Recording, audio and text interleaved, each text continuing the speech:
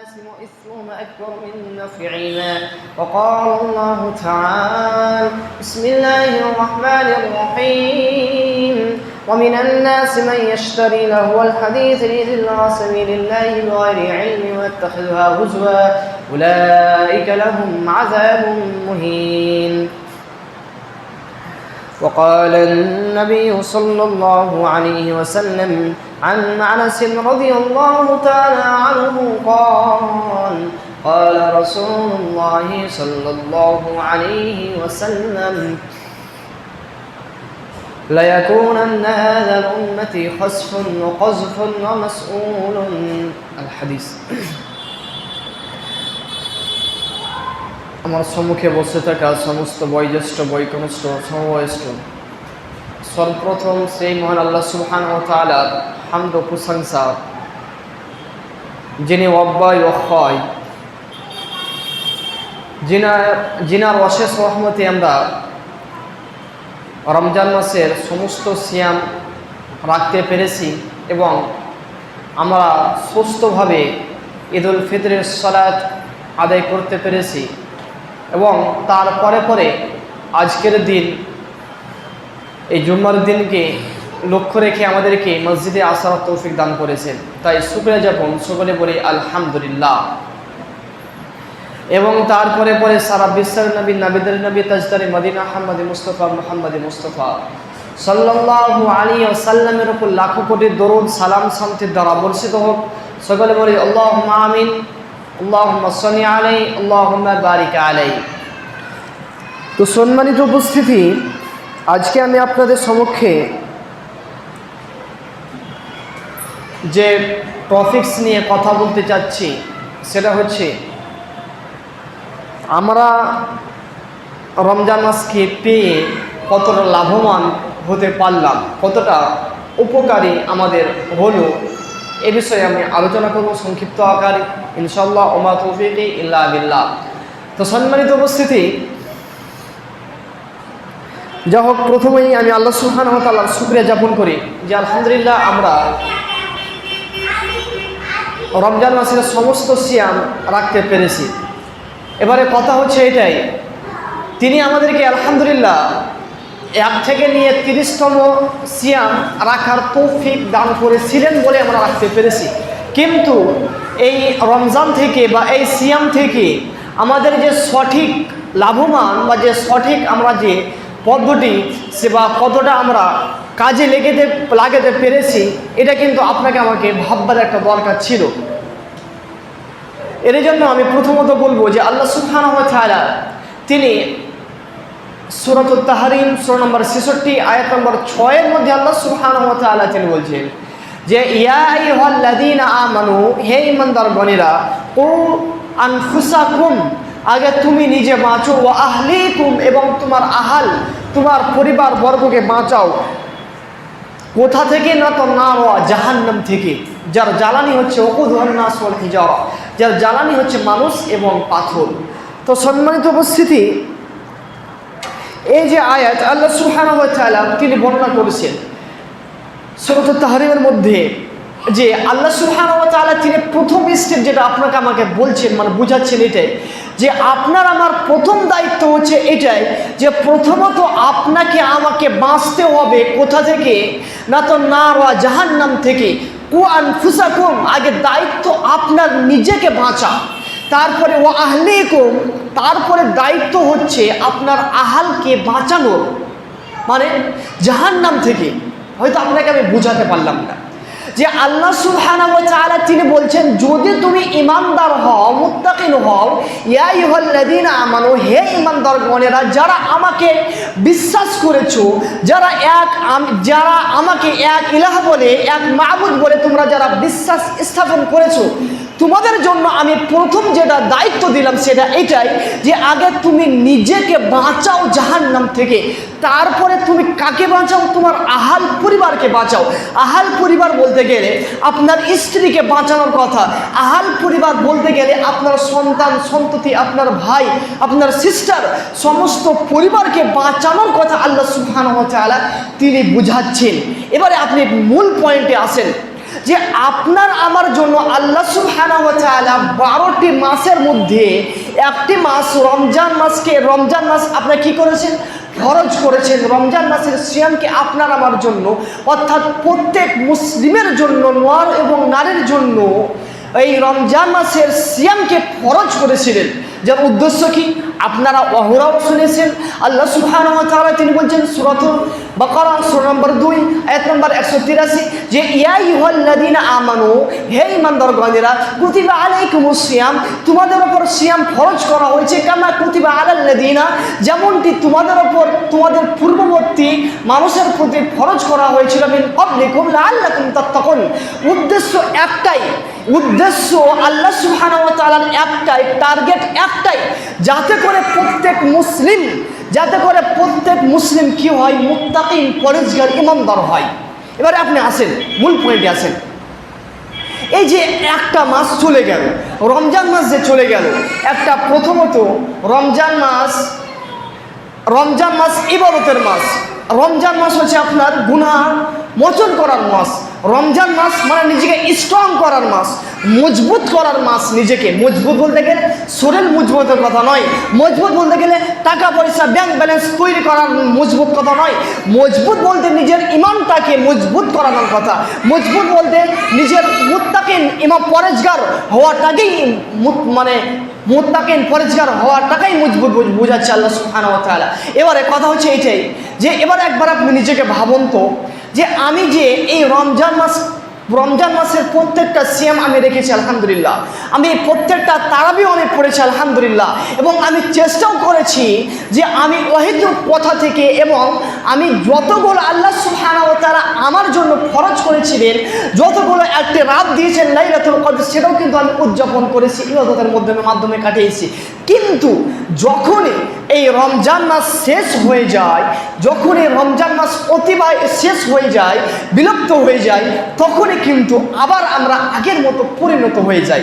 যেমনটি আমরা রমজান মাসে 5 ওয়াক্তের মুসল্লি ছিলাম, থাকি, ফজরে, আসরে, জোহরে, টাইম বাই টাইম আমরা এই নামাজগুলো আলহামদুলিল্লাহ আমরা পড়তে পারি।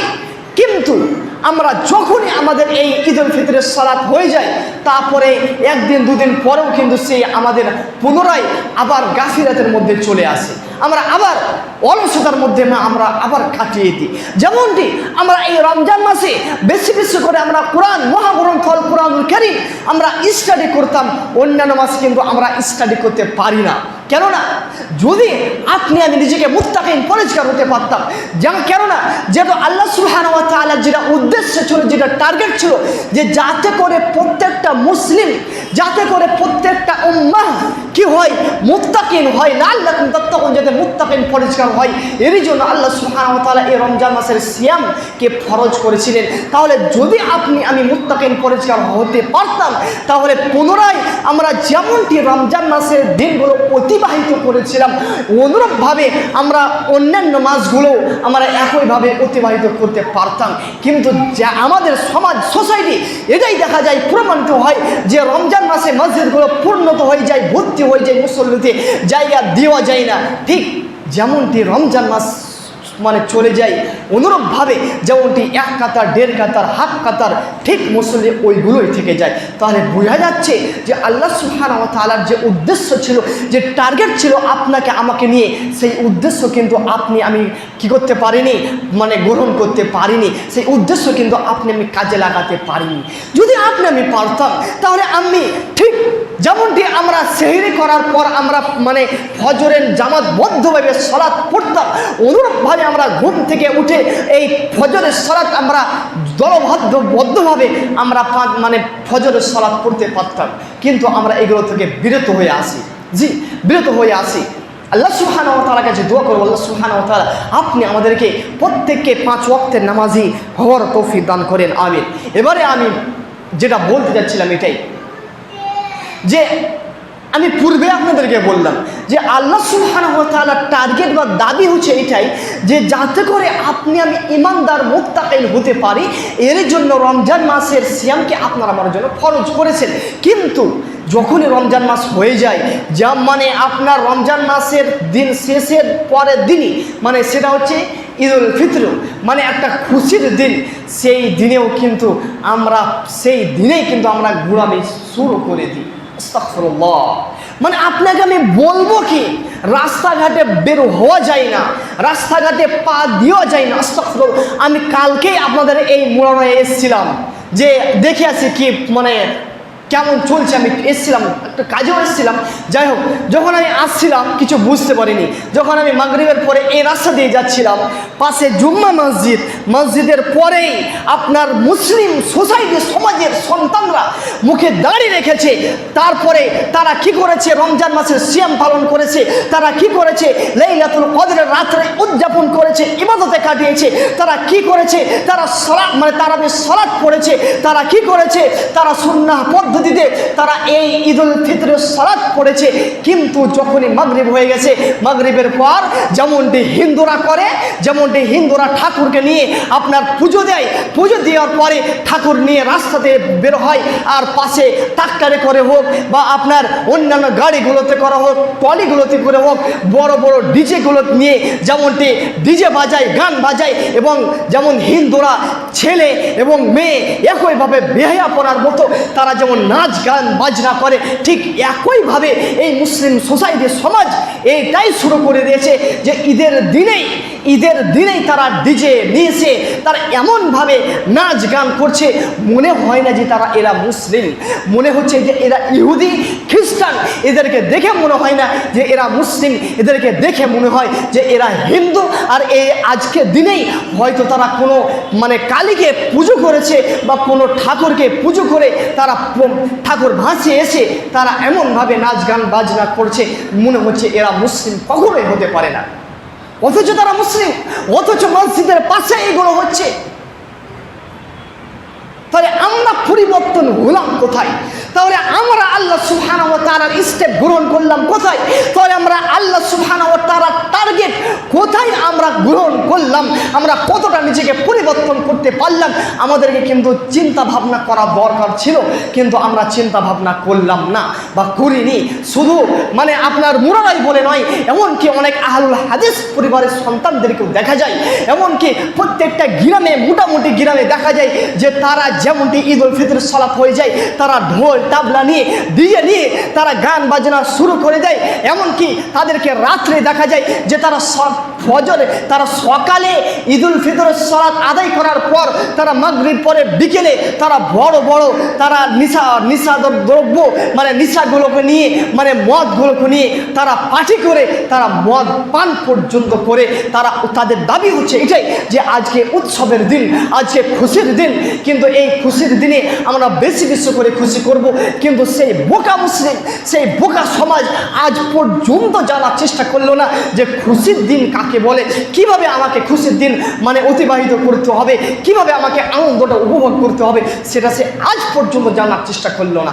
যদি সে জানার বা বুঝার চেষ্টা করতো, তাহলে সুন্নাহ পদ্ধতিতে যেমনটি আল্লাহ রাসূল সাল্লাল্লাহু আলাইহি সাল্লাম ঈদুল ফিতরের দিনগুলো অতিবাহিত করেছিলেন, যেমনটি প্রত্যেকটা সাহাবী রাদিয়াল্লাহু তাআলা আনহুমগণ তিনারা পালন করেছিলেন, আমরাও সেইভাবেই আমরা পালন করতে পারতাম, কিন্তু আমরা সেভাবে কিন্তু পালন করতে পারিনি। এর জন্য তাদের কোনো দোষ নেই, দোষ হচ্ছে আমরাই। এর জন্য আমরাই সুযোগ করে দিচ্ছি, যে আমরাই নিজেরাই সুযোগ করে দিচ্ছি। এবারে আপনাকে আমি যদি বলি যে আল্লাহ সুবহানাহু ওয়া তাআলা এর সম্পর্কে তিনি কি বলেন, আল্লাহ সুবহানাহু ওয়া তাআলা তিনি বলছেন যে মিনান নাস মান ইয়াশতারি লাহওয়াল হাদিসি লিয়ুদিল্লা আন সাবিলিল্লাহি বিগয়রি ইলম ওয়া ইয়াত্তাখিযহা হুজুয়া উলাইকা লাহুম আযাবুন মুহিন। আল্লাহ সুবহানাহু ওয়া তাআলা তিনি বলছেন যে তোমাদের সমাজের মধ্যে, তোমাদের সম্প্রদায়ের মধ্যে এমন এক সম্প্রদায় রয়েছে যারা আল্লাহ সুবহানাহু ওয়া তাআলার জিকিরগুলোকে বাদ দিয়ে তারা কি করে গান বাজনার মধ্যে অন্তর্ভুক্ত হয়ে যায়, এবং কি তারা অন্যদেরকেও তারা উৎসাহিত করে। এরা হচ্ছে জালেম। আল্লাহ সুবহানাহু ওয়া তাআলা তিনি বলছেন। তাহলে বোঝা যাচ্ছে যে আমি নিজেকে জাহান্নাম থেকে বাঁচাতে পারিনি। তাহলে বোঝা যাচ্ছে আল্লাহ সুবহানাহু ওয়া তাআলার উদ্দেশ্যকে আমরা কবুল করতে পারিনি, আমরা নিজের টার্গেটগুলোকে আমরা গ্রহণ করতে পারিনি। যদি আমরা পারতাম, তাহলে আমরা যেমনটি রমজান মাসে আমরা ঠিকভাবে চলাফেরা করতাম, ঠিকভাবে আমরা যেভাবে ইবাদত বন্দেগীগুলো করতাম, ঠিক অনুরূপভাবে আমরা অন্যান্য মাসগুলো, অন্যান্য দিনগুলো করতাম।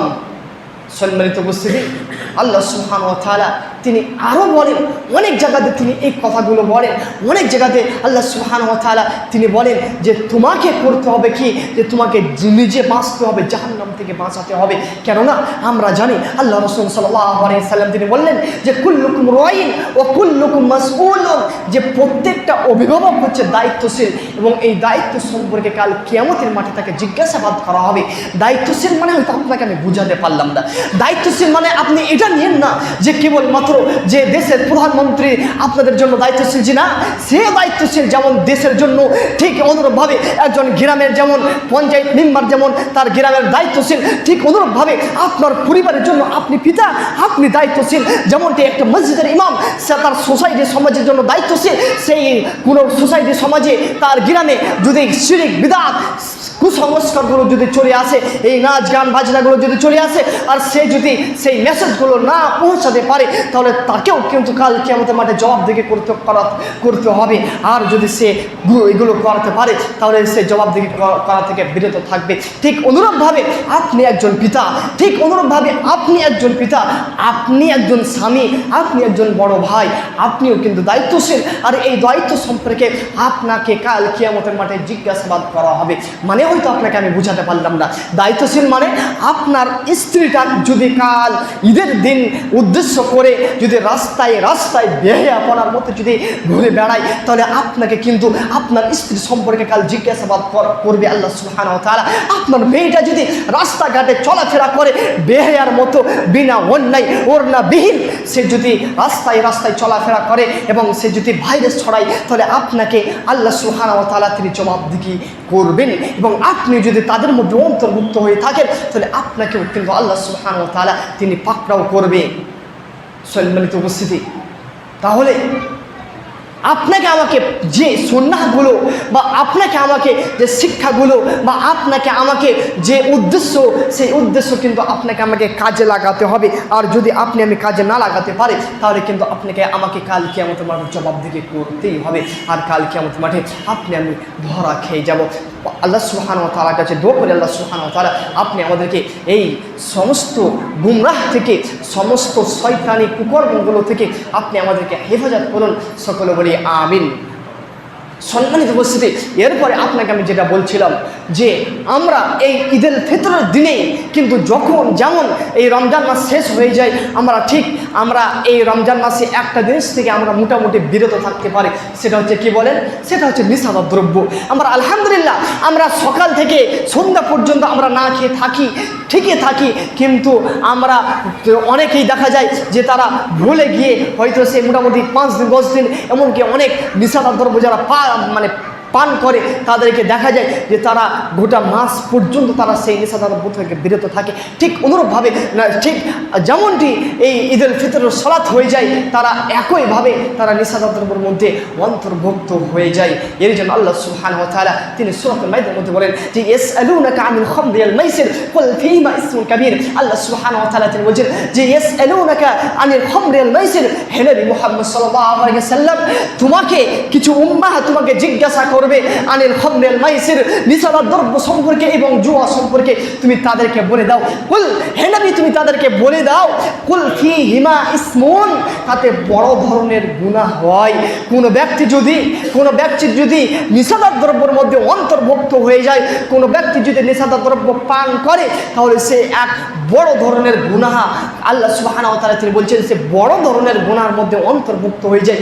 বড় ধরনের গুনাহ বলতে আপনি কাবিরার গুনাহর মধ্যে আপনি অন্তর্ভুক্ত হয়ে যান। আর কাবিরা গুনাহ যেগুলো তওবাবিহীন আপনার মাফ হয় না, সেই কাবিরার কোনো ব্যক্তি যদি নেশাদার দ্রব্য মানে বিড়ি হোক, তামাক হোক, জর্দা হোক, সিগারেট হোক, গুটখা হোক, কেবলমাত্র নেশাদার দ্রব্য বলে আপনি এটা নিন না যে কেবলমাত্র মদ এবং গাঁজা এইগুলো নেশাদার দ্রব্য নিন না। প্রত্যেকটা নেশাদার দ্রব্যই যার বেশি খেলেও নেশা হয়, তার কম খেলেও নেশা হয়, সেটাই হচ্ছে নেশাদার দ্রব্য। আর এই নেশাদার দ্রব্য যদি আপনি আমি পরিত্যাগ করতে না পারি, যদি পরিহার করতে না পারি, তাহলে আপনি একজন কাবিরা গুনার মধ্যে অন্তর্ভুক্ত হয়ে আছেন, আর মৃত্যুর পূর্বেই যদি আপনি সেগুলো তওবা ইস্তিগফার করতে না পারেন, তাহলে কিন্তু আপনাকে আল্লাহ সুবহানাহু ওয়া তাআলা তিনি ক্ষমা করবেন কিনা আল্লাহু আলাম, আল্লাহ ভালো জানেন। আমি বলছিলাম এটাই যে আমরা ঠিক এই কাজগুলো করে থাকি, আমরা এই রমজান মাসে আমরা এইগুলো থেকে বিরত থাকি, কিন্তু যেমনটি রমজান মাস হয়ে যায় ঠিক অনুরূপভাবে আমরা বিড়ির মধ্যে, তামাকের মধ্যে, তারপরে জর্দার মধ্যে আমরা অন্তর্ভুক্ত হয়ে যাই। এগুলো থেকে আপনাকে আমাকে বেঁচে থাকতে হবে, কেননা যদি আপনি আমি না বেঁচে থাকতে পারি তাহলে আল্লাহ রাসূল সাল্লাল্লাহু আলাইহি সাল্লাম তিনি বলছেন, হযরত ওমর রাদিয়াল্লাহু তাআলা আনহু তিনি বলছেন যে আল্লাহ রাসূল সাল্লাল্লাহু আলাইহি সাল্লাম তিনি বলছেন যে কোনো ব্যক্তি যদি এই নিষেধাজ্ঞার দ্রব্যের মধ্যে যদি অন্তর্ভুক্ত হয়ে যায়, কোনো ব্যক্তি যদি এই নিষেধাজ্ঞার দ্রব্যের মধ্যে অন্তর্ভুক্ত হয়ে যায়, তাহলে তাকে সাজাতুজ যাকুম, তাহলে তাকে আল্লাহ সুবহানাহু ওয়া তাআলা তাহলে তাকে একটা খাবার পান করানো হবে, তখন তিনাতুল খবল। আল্লাহ রাসূল সাল্লাল্লাহু আলাইহি ওয়াসাল্লাম তিনি বলছেন কোনো ব্যক্তি যদি নিষেধাজ্ঞার দ্রব্যের মধ্যে অন্তর্ভুক্ত হয়ে যায় আর সে যদি বিনা তওবায় ইস্তিগফার না করে সে যদি মৃত্যুবরণ করে, তাহলে তাকে কাল কিয়ামতের মাঠে তাকে জাহান্নাম তিনাতুল খবল তাকে পান করানো হবে। তখন সাহাবী সঙ্গগণ বললেন যে ইয়া রাসূলুল্লাহ সাল্লাল্লাহু আলাইহি ওয়াসাল্লাম, তিনাতুল খবল এই জিনিসটা আবার কি? তখন আল্লাহ রাসূল সাল্লাল্লাহু আলাইহি ওয়াসাল্লাম তিনি বলছেন যে আসরাতু আহলিন নার এবং আরাকাতু আহলিন নার, এবং সেটা হচ্ছে জাহান্নামীদের রক্ত এবং জাহান্নামীদের পুঁজ, জাহান্নামীদের ঘাম মিশ্রিত এক তরল পদার্থ, এবং সেটাই তাকে পান করানো হবে কাল কিয়ামতের মাঠে। ভাবতে পেরেছেন? যদি আপনি কখনো, যদি আপনার মধ্যে যদি এগুলো থেকে থাকে, যদি আপনি নিয়মিত বিড়ি, তামাক, জর্দা, গুটখা ইত্যাদি ইত্যাদি এগুলো যদি আপনি শ্রবণ করে থাকেন, তাহলে আপনাকে তিনাতুল খবল পান করানো হবে। তিনাতুল খবল মানে জাহান্নামীদের যে রক্ত, জাহান্নামীদের যে পুঁজ, জাহান্নামীদের যে ঘাম, সেই ঘামগুলো আপনাকে খাওয়ানো হবে। জাহান্নামীদের যে আপনার সেই নোংরা শরীর থেকে যেগুলো বের হবে সেইগুলো আপনাকে পান করানো হবে। একথা কিন্তু আল্লাহ রাসূল সাল্লাল্লাহু আলাইহি ওয়াসাল্লাম তিনি বলছেন। তাহলে এইগুলো থেকে আপনাকে আমাকে বেঁচে থাকতে হবে। আল্লাহ সুবহানাহু ওয়া তাআলার কাছে দোয়া করি, আল্লাহ সুবহানাহু ওয়া তাআলা আপনি আমাদেরকে এই সমস্ত গুমরাহ থেকে, এই সমস্ত নিষেধাজ্ঞার দ্রব্য থেকে আপনি আমাকে হেফাজত, আপনি আমাদেরকে প্রত্যেককে হেফাজত করেন। সকলে বলি আমিন। আল্লাহ সুবহানাহু ওয়া তাআলার কাছে আরও দোয়া করে, আল্লাহ সুবহানাহু ওয়া তাআলা আপনি আমাদেরকে এই রমজান মাসের সিয়ামকে আপনি আমাদেরকে কবুল করে নেন। সকলে বলি আমিন। আল্লাহ সুবহানাহু ওয়া তাআলার কাছে আরও দোয়া করে, আল্লাহ সুবহানাহু ওয়া তাআলা আপনি আমাদের টার্গেটগুলোকে, আপনি আমাদের উদ্দেশ্যগুলোকে তৌফিক আমাদের কবুল করে নেন। সকলে বলি আমিন। ওয়া আখিরু দাওয়ানা আলহামদুলিল্লাহি রাব্বিল আলামিন।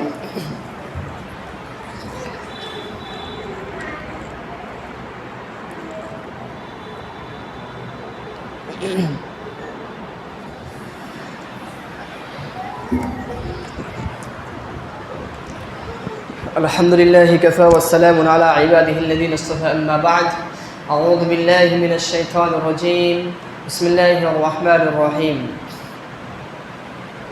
قل هو الله أحد الله الصمد لم يلد ولم يولد ولم يكن له كفوا أحد।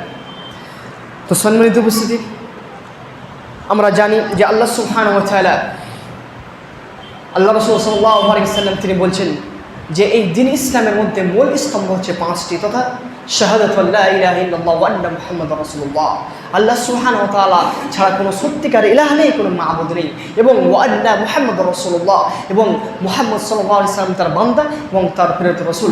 এই কথার প্রতি সাক্ষী প্রদান করা। 2 নম্বরে হচ্ছে ওয়াকিমুস সালাহ, 3 নম্বরে হচ্ছে ওয়াতুজ যাকাত, তারপরে 4 নম্বরে হচ্ছে যে ওয়াল হজ, 5 নম্বরে হচ্ছে সওম রমজান, মানে রমজান মাসের সিয়াম ফরজ। এইগুলো হচ্ছে দিন ইসলামের মধ্যে স্তম্ভ, মানে 5টি। আর এই 5টির মধ্যে আমরা প্রত্যেকটা কম বেশি শুনে থাকি, তার মধ্যে আমরা এই দিনে আমরা পার করলাম 5 নম্বর স্তম্ভ, সেটা হচ্ছে সিয়াম, এবং 2 নম্বর স্তম্ভ হচ্ছে সেটা কি, সেটা হচ্ছে ওয়াকিমুস সালাহ, মানে সালাতকে কায়েম করা, সালাতকে প্রতিষ্ঠিত করা। তো এবারে আমরা রমজান মাসে ঠিক নিয়মিত আমরা নামাজ পড়ি, কিন্তু যখন রমজান চলে যায় আমরা কিন্তু নামাজ থেকে বিরত থাকি, গাফিল হয়ে থাকি। এর জন্য আমরা কিছু একটা কথা কেবলমাত্র জানবো, একটা হাদিস এবং একটা কোরআন বলেই শেষ করে দেবো ইনশাআল্লাহ। তা আল্লাহ সুবহানাহু ওয়া তাআলা তিনি বলছেন সূরাতুল বাকারা, যে আল্লাহ সুবহানাহু ওয়া তাআলা তিনি বলছেন যে ওয়াকিমুস সালাহ ওয়াতুজ যাকাত, তোমরা সালাত কায়েম করো এবং ওয়াতুজ যাকাত এবং তোমরা যাকাত প্রদান করো, ওয়ারকাউ মা'আর রাকিঈন এবং তোমরা রুকুকারীদের সঙ্গে কি করো, রুকু করো। মানে এখানে বোঝানো হয়েছে ওয়ারকাউ মানে মা'আর রাকিঈন, রুকুকারী যে রুকু করে তার সাথে, মানে এখানে আপনাকে জামাতবদ্ধভাবে আপনাকে সালাতের কথা বলা হয়েছে। এবারে কথা হচ্ছে যে আমরা যারা সালাত পড়ি মোটামুটি আলহামদুলিল্লাহ খামখেয়ালিভাবে, কিন্তু আমরা জামাত সহকারে আমরা সালাত পড়ি না, তাদের জন্য আল্লাহ সুবহানাহু ওয়া তাআলা তিনি বললেন যে তোমরা কি করো, রুকুকারীদের সাথে মানে জামাতবদ্ধভাবে তোমরা কি করো, রুকু করো, মানে সালাত তোমরা প্রতিষ্ঠিত করো, কায়েম করো। এবারে যদি আমরা হাদিসের দিকে দেখি যে ওয়াহ হাদিস আমরা দেখতে পাবো যে আল্লাহ রাসূল সাল্লাল্লাহু আলাইহি সাল্লাম, তার মধ্যে একটা হাদিস আপনাকে আমি কেবলমাত্র বাংলাটা বলি, যে আল্লাহ রাসূল সাল্লাল্লাহু আলাইহি সাল্লাম তিনি বলছেন যে কোনো ব্যক্তি যদি এই মানে ফরজ সালাত সে যদি বাড়িতে পড়ে বা ইচ্ছাকৃতভাবে সে যদি ছেড়ে দেয়, তাহলে তার জন্য বিধান কি? আল্লাহ রাসূল সাল্লাল্লাহু আলাইহি ওয়াসাল্লাম তিনি বলছেন যে কোনো ব্যক্তি যদি ইচ্ছাকৃতভাবে সে মানে অবহেলার মাধ্যমে যদি কাটিয়ে পরে আদায় করে বা বাড়িতে আদায় করে, আল্লাহ রাসূল সাল্লাল্লাহু আলাইহি ওয়াসাল্লাম তিনি বলছেন যে আমি নবী মুহাম্মদ সাল্লাল্লাহু আলাইহি সাল্লাম আমার মনে হয় যে ব্যক্তি বাড়িতে সালাত আদায় করে আমি যেন তার বাড়িগুলোকে আগুনে ধরিয়ে তছনছ করে দিই, পুড়িয়ে দিই। একথা কিন্তু বিশ্বনবী মুহাম্মদ সাল্লাল্লাহু আলাইহি সাল্লাম তিনি বলছেন, যে নবী রাহমাতুল লিল আলামিন সেই নবী কিন্তু একথা বলছেন। তাহলে আপনার আমার মধ্যে যদি এই চরিত্র থেকে থাকে, এই যদি আপনার আমার মধ্যে অভ্যাস থেকে থাকে যে আমরা বাড়িতে সালাত পড়ছি বা আমরা ইচ্ছাকৃতভাবে মসজিদ এটা দূর হচ্ছে বা এই কাজটা করে নিই, তাহলে আপনাকে হুঁশিয়ার হতে হবে, মানে আপনাকে আমাকে কী হতে হবে, সাবধান হতে হবে এবং দলবদ্ধভাবে মানে জামাতবদ্ধভাবে আপনাকে নামাজগুলো পড়ার চেষ্টা করতে হবে। কারণ এই নামাজের ফজিলত অনেক রয়েছে। কোনো ব্যক্তি যদি এই নামাজ জামাতবদ্ধভাবে পড়ে, তাহলে একটা হাদিসে এসছে সে 23 থেকে 25 গুণ সব বেশি পাবে, এবং আরেকটা হাদিস এসছে 27 থেকে 29 গুণ বেশি সব সে বেশি পাবে। আর একটা হাদিস বলে আপনাকে আমি শেষ করে দেব, যে আল্লাহ রাসূল সাল্লাল্লাহু আলাইহি ওয়াসাল্লাম তিনি বলছেন যে ব্যক্তি যদি ইচ্ছাকৃতভাবে সে সালাত ছেড়ে দেয় গাফিলতের মাধ্যমে বা পড়ছি ভালো লাগে না পড়বো না এই কথা যদি বলে, তাহলে তার জন্য বিধান কি? আল্লাহ রাসূল সাল্লাল্লাহু আলাইহি ওয়াসাল্লাম তিনি বললেন যে মান তারাকা সালাতা মুতাআম্মিদান ফাকাদ কাফার বাইনাল আবদি ও বাইনাল কুফরি তারকুস সালাহ। আল্লাহ রাসূল সাল্লাল্লাহু আলাইহি ওয়াসাল্লাম তিনি বললেন যে বাইনাল আবদি ও বাইনাল কুফরি তারকুস সালাহ, মুসলিম এবং অমুসলিমের মধ্যে পার্থক্যই হচ্ছে সালাত।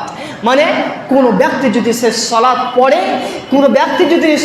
পড়ে, তাহলে সে মুসলিমের মধ্যে অন্তর্ভুক্ত হতে পারবে। যদি কোনো মুসলিম সে সালাত থেকে বিরত থাকে, গাফিল হয়ে থাকে, তাহলে সে কিন্তু মুসলিমের মধ্যে অন্তর্ভুক্ত হতে পারবে না, সে কিন্তু মুসলিম নয়। একথা কিন্তু আল্লাহ রাসূল সাল্লাল্লাহু আলাইহি ওয়াসাল্লাম তিনি বলছেন। আর মান তারাকা সালাতা মুতাআম্মিদান ফাকাদ কাফার, কোনো ব্যক্তি যদি ইচ্ছাকৃতভাবে এক ওয়াক্তের সালাত সে ছেড়ে দিল, তাহলে সে কি হয়ে গেল? কাফের হয়ে গেল। কিন্তু এই কথা কিন্তু আল্লাহ রাসূল সাল্লাল্লাহু আলাইহি ওয়াসাল্লাম তিনি বলছেন। আর এই সালাতের গুরুত্ব দিতে গিয়ে বিভিন্ন আলেম, বিভিন্ন ইমামগণ তিনারা মত দিচ্ছেন। ইমাম আহমদ বিন হাম্বল তিনি বলছেন যে কোনো ব্যক্তি যদি এক ওয়াক্তের সালাত সে ছেড়ে দিল, তাহলে তাকে কি করতে হবে? তাকে কতল করতে হবে, তাকে হত্যা করতে হবে। একথা কিন্তু ইমাম বলছেন। তারপরে ইমাম আবু হানিফা রাহিমাহুল্লাহ তিনি বলছেন কোনো ব্যক্তি যদি এক ওয়াক্তের সালাত ছেড়ে দিল, তাহলে সে কি করলো? তাহলে তাকে কি করতে হবে? তাকে আপনার ধরে নিয়ে এসে তাকে জেলের মধ্যে ভরে তাকে পিটিয়ে তাকে সালাত পড়াতে হবে। যতক্ষণ পর্যন্ত না সে সালাত না পড়বে, ততক্ষণ পর্যন্ত না তাকে ছাড়তে হবে। সে যতক্ষণ সেই সালাত পড়লো, তাকে তোমরা ছেড়ে দাও। সে সালাত পড়ছে না, তাকে তোমরা পিটাতে শুরু করো। যতক্ষণ না সে সালাত পড়বে, ততক্ষণ পর্যন্ত তাকে তোমরা পিটাতে থাকো। সালাতের গুরুত্ব এতটাই ইমামগণ দিয়েছেন। প্রত্যেকটা ইমামগণ, প্রত্যেকটা ফকিহগণ বিভিন্ন ধরনের এই সালাতের গুরুত্ব দিয়েছেন। তাহলে এই সালাত আপনাকে আমাকে পড়তে হবে, নিয়মিত ভালোভাবে আপনাকে আমাকে পড়তে হবে।